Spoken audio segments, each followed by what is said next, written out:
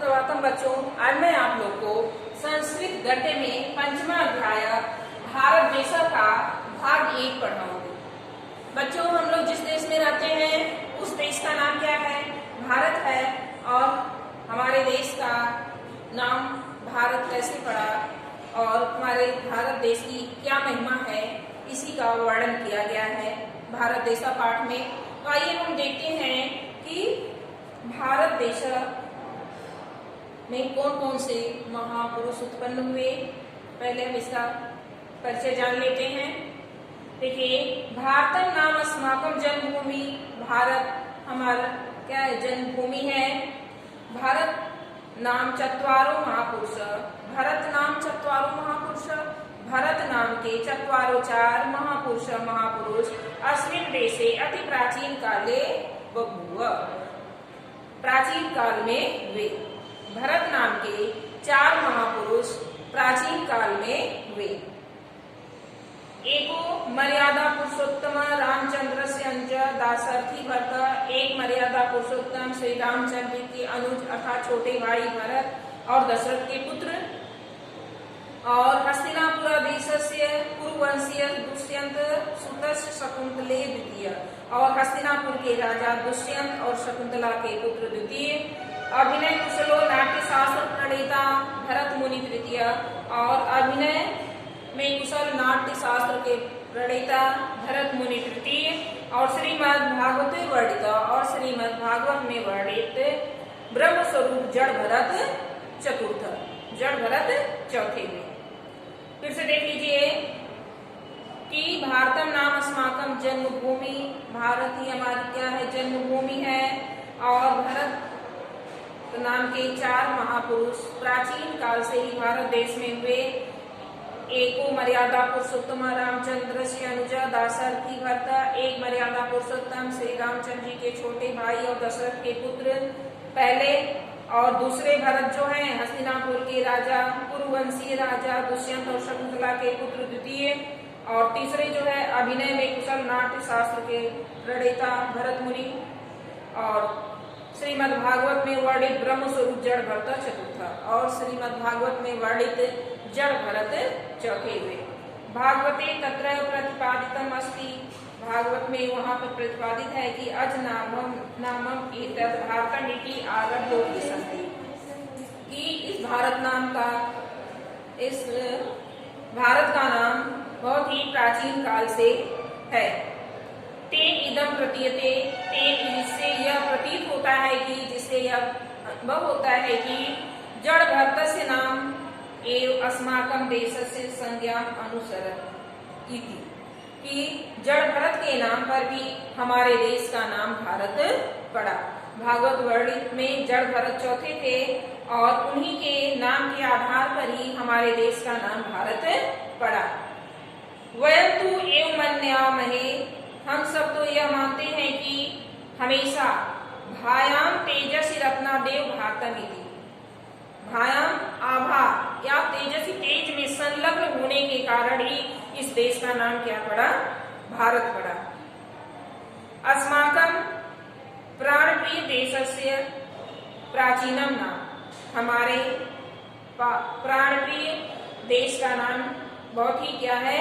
प्राचीन है। अस्माकं प्राणप्रियस्य देशस्य। अस्माकं हमारे प्राणप्रियस्य प्राणों से भी प्रिय देशस्य देश का प्राचीनम नाम। यह प्राचीन नाम है भारत। कालांतरे सिंधु नदी संज्ञा अनुसृत्य। कुछ समय बाद सिंधु नदी की संज्ञा का अनुसरण करके मुहम्मदी अत्रवासिनो हिंदू नामना कथिता। मुसलमानों ने यहाँ के निवासियों को हिंदू नाम दिया। देशस्य हिंदुस्तानम इति। और देश को क्या कहा? हिंदुस्तान नाम दिया। तथा उसी प्रकार से यूरोपीय इंडिया इति नाम कृतम। और दूसरे यूरोप के लोगों ने इसका भारत देश का नाम क्या दिया? इंडिया दिया। अस्य उत्तरस्याम दिशि। यह तो मालूम हो गया आपको पहले पैराग्राफ में कि हमारे देश का नाम भारत कैसे पड़ा, किसके आधार पर पड़ा। और अब इसमें कि भारत देश में क्या क्या कहाँ पर विराजमान है। अस्य उत्तर श्याम दिशि देवात्मा हिमालयो नाम नगाधिराजो विराजते। इसके उत्तर दिशा में देवों की आत्मा हिमालय नाम का पर्वतों का राजा विराजमान है। संसार से पर्वतीषु, संसार से संसार के पर्वतीषु पर्वतों में उत्तुंगतम अस्य गिरि उच्छ्रिता शिखरमाला सर्वदैव हिमाच्छादिता तिष्ठन्ति। और संसार के पर्वतों में सबसे ऊंची चोटियां जो हैं हमेशा बर्फ से ढकी रहती हैं। तस्मात् अयं हिमालय कथ्यते, इसलिए इसे हिमालय कहा जाता है। एतानि शिखराणि देशीयानां विदेशीयानां च पर्वतारोह्यानां आकर्षण केंद्राणि अपि वर्तन्ते। एतानि शिखराणि, इसकी चोटियां, हिमालय पर्वत की चोटियां, एतानि किसको कहा गया? हिमालय पर्वत को कहा गया है। एतानि शिखराणि, इसकी चोटियां, देशीयानां विदेशीयानां, देशियों और विदेशियों, और पर्वतारोहियों के आकर्षण केंद्राणि वर्तते, आकर्षण का केंद्र भी है। हिमालय की चोटियां देशियों, विदेशियों और पर्वतारोहियों के आकर्षण का केंद्र है। एवं विश्वस्यते यत् तुषार आच्छादितस्य प्रदेशेषु, और यहाँ पे हिम से ढके रहने के कारण इस प्रदेश में इति जातिया केचन हिन्मा अपि प्राप्यन्ते। एति नाम अर्थात यहाँ पे तुषार आच्छादितेषु प्रदेशेषु, हिम से ढके होने के कारण, हिम से हमेशा चारों तरफ ढके होने के कारण इस प्रदेश में एति जातिया, एति नाम की जाति के केचन कुछ हिम मानवा अपि प्राप्यन्ते, हिम मानव भी पाए जाते हैं। एति जाति के कुछ हिम मानव भी पाए जाते हैं। हिम वेष्टि तो अयम आर्ति भारतस्य मूर्धिना विधिना स्थापितम शीतम किरीटम इव विभाति। और हिमवेष्टि और इस भारत देश के हमेशा बर्फ से ढके होने के कारण, जैसे मूर्धिना विधिना, विधिना ब्रह्मा ने, मूर्धिना मतलब इनके सिर पर, स्थापितम शीतम किरीटम इव विभाति, यह हिमालय पर्वत जो है भारत देश के सिर पर मुकुट के समान क्या होता है? सुशोभित होता है। अस्य उपत्यकासु, अस्य में इसकी उपत्यकासु घाटियों में प्रसिद्धानि फैले हुए गहनानि घने वनानि वन मरकत मणि पंक्तिनां शोभा अनुहरन्ति। मणियों की माला की शोभा को भी क्या करते हैं? हर लेते हैं। एवं वनेषु निसीमा, इस वन की सीमा क्या है? असीम है, जिसकी कोई सीमा ही नहीं है, कहाँ तक वन है। और औषधि सम्मत पुष्प वर्धितस्य भवता, और यह वन जो है औषधियों से युक्त होते हैं। और बहु प्रकाराणि फलानि उत्पद्यते, और अनेकों प्रकार के फल उत्पन्न होते हैं। एषु वनेषु निसीमा, इस वनों की सीमा क्या है? असीम है। औषधि सम्मत पुष्प वर्धितस्य भवता, औषधियों और पुष्पों से युक्त होते हैं। और बहु प्रकाराणि फलानि उत्पद्यन्ते, और बहु प्रकाराणि अनेकों प्रकार के फलानि फल उत्पद्यन्ते उत्पन्न होते हैं। नाना विधा खग मृगास वसन्ति, नाना विधा अनेकों प्रकार के खग मृग पशु पक्षी वसंती रहते हैं, निवास करते हैं। एवं अनुश्रूयते, इस प्रकार सुना जाता है कि अंतकाले द्रौपदिका पांडवा, द्रौपदी के सहित पांडव हिमालय आरोहंतम एवं स्वर्ग आपदा, हिमालय पर चढ़कर ही स्वर्ग गए थे। दीर्घ कालम यावत असौ पर्वत, बहुत लंबे समय तक यह पर्वत प्रहरी स्थितो, प्रहरी की तरह स्थित होकर के भारत से रक्षा किया। बहुत दिनों तक यह पर्वत जो है एक प्रहरी के समान, अर्थात प्रहरीदार के समान हमारे भारत देश की रक्षा किया। किंतु लेकिन अद्यतु अस्य रक्षाम अदत्तु आज तो अस्य इसकी रक्षा भारतेन करणीया आपतिता, भारत को ही करने के लिए आ पड़ी है, अर्थात आज हिमालय पर्वत की रक्षा भारत को ही करनी पड़ रही है। यतो ही अस्माकं प्रतिवेशी चीन देशा, क्योंकि हमारे पड़ोसी चीन देश कंचित भूभागं स्वकीयं कृत्वा, कंचित कुछ भूभाग को स्वकीयं कृत्वा अपना करके, यदा कदा कभी कभी भारतीय सीमा उल्लंघनम हिमालय से पारात करोति, भारत की सीमा का उल्लंघन करके हिमालय के पार आ जाती है। तद अनेकत्र अस्माकं शूरवीरा, इसलिए वहां पर अनेक शूरवीर हमारे देश के सैनिक युवानो उच्छ्रितेषु हिमाच्छादितेषु स्थानेषु दिवानिशं दृढ़ं तिष्ठन्तो रक्षन्ति।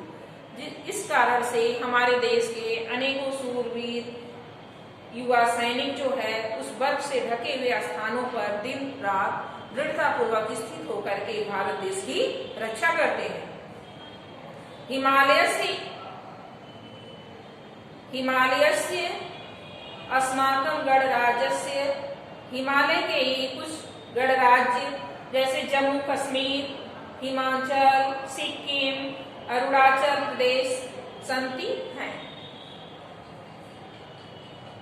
हिमालय से हिमालय के ही कुछ गणराज्य जम्मू कश्मीर, हिमाचल, सिक्किम, अरुणाचल प्रदेश हैं। भूटान नामकं भारत रक्षितम स्वतंत्र राज्यम, भूटान नामक भारत द्वारा रक्षित स्वतंत्र राज्य, भारत मित्रम, भारत का मित्र, संसार का एकमात्र हिंदू राष्ट्र नेपाल राज्यम च वर्तते, और संसार का एकमात्र हिंदू राष्ट्र नेपाल राज्य भी है। अमरनाथ, वैष्णो देवी, गंगोत्री, यमुनोत्री, केदारनाथ, बद्रीनाथ आदीनि अनेकानि सुप्रसिद्धानि तीर्थानि अपि हिमालयस्य क्रोडे विराजन्ते। अमरनाथ, वैष्णो देवी, गंगोत्री, यमुनोत्री, केदारनाथ, बद्रीनाथ अनेकानि प्रसिद्ध तीर्थ स्थान जो है हिमालय के गोद में ही विराजमान है। यत्र देशस्य प्रत्येक भूभागात, यत्र जहाँ पर देशस्य देश के प्रत्येक भूभागों से प्रत्येक वर्ष सहस्र तीर्थ यात्रिणा आगच्छन्ति, हजारों तीर्थयात्री यहाँ पर आते हैं।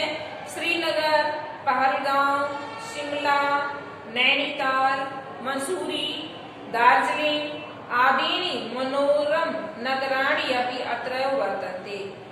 श्रीनगर, पहलगांव, शिमला, नैनीताल, मसूरी, दार्जिलिंग इत्यादि सुंदर नगर भी यहीं पर विद्यमान है। यत्र जहाँ पर बहुत से लोग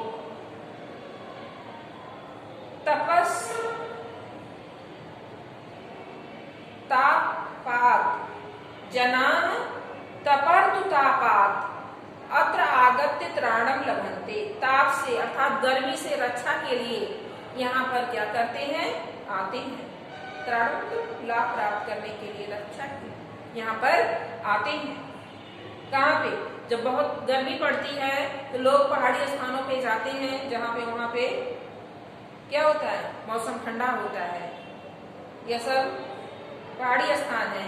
श्रीनगर, पहलगांव, शिमला, नैनीताल, मसूरी, दार्जिलिंग मनोरम माणी नगराणी अपि अत्र वर्तन्ते, यहाँ पे यह सब सुंदर नगर विराजमान है।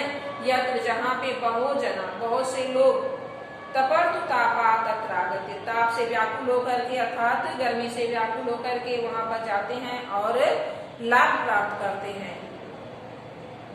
तो बच्चों, आप लोग जितना मैं आज पढ़ाई हूँ 2 पैराग्राफ, इसको संदर्भ प्रसंग सहित अपनी कॉपी में इसका भावार्थ लिख लेंगे और अगला भाग मैं आपको अगले वीडियो में बताऊंगी। बस आज के लिए इतना ही, धन्यवाद।